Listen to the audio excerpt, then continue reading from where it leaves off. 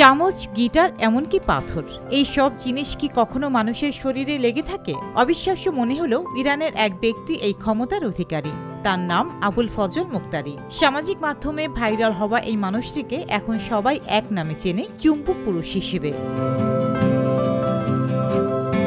মুক্তারির শরীরের সঙ্গে লেগে থাকে ধাতব ও কিছু অধাতব বস্তু। সম্প্রতি প্রকাশিত এক ভিডিওতে দেখা যায় তার মুখ ও পেটে লেগে আছে কয়েক ডজন চামচ। গিনেস ওয়ার্ল্ড রেকর্ড অনুযায়ী মুক্তারি এই ক্ষমতার জোরে টানা 3 বার গড়েছেন বিশ্ব রেকর্ড।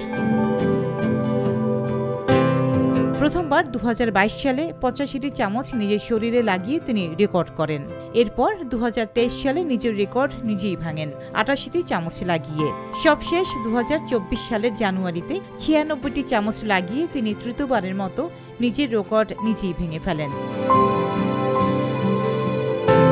এত কিছু কিভাবে সম্ভব? মুক্তারির মতে এই ক্ষমতা তার ছোটবেলা থেকেই। একজন চিকিৎসক তাকে ব্যাখ্যা করেছিলেন তার শরীর নাকি ইলেকট্রনের সঞ্চালন ঘটায়, ফলে আশেপাশের বস্তুর উপর এক ধরনের আকর্ষণ তৈরি হয়। আরও মজার ব্যাপার হলো, যখন তিনি শরীর খোলা রাখেন তখন এই আকর্ষণ আরও বেড়ে যায়। তাই রেকর্ডের সময় দেখা যায় তিনি প্রায় জামা ছাড়া থাকেন। মুক্তারি নিজেকে কোনো অতিমানব বলে মনে করেন না, বরং বলেন এটা শরীরের জৈব বিদ্যুৎগত এক বৈশিষ্ট্য যেটা তাকে আলাদা করেছে।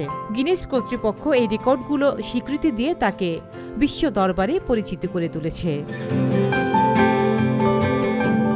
রোজিনা রোজি, দেশকাল নিউজ।